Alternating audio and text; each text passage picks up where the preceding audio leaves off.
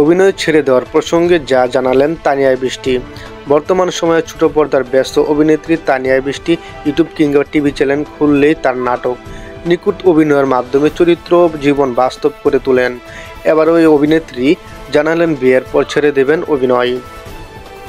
সম্প্রতি এক সাক্ষাৎকারে তানিয়া বৃষ্টি বলেন, বিয়ের পর অভিনয় থেকে অবসরে যাওয়ার চিন্তা আছে।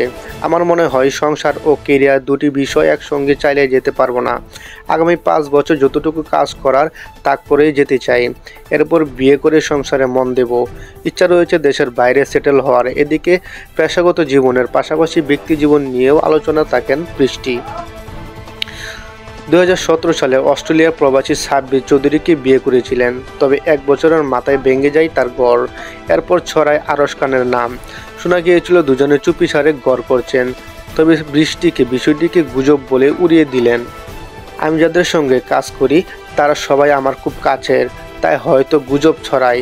মোশাররফ করিমের সঙ্গে শুটিংয়ের সময়টা আমি খুব উপভোগ করি। ক্যামেরার বাইরেও তার কাছ থেকে অনেক কিছু শিখতে পারি। নিলয় আলমগীর হচ্ছে আমার ভাই ব্রাদার্স টাইপের। এছাড়া শামীম হাসান সঙ্গে আমার খুব ভালো সম্পর্ক।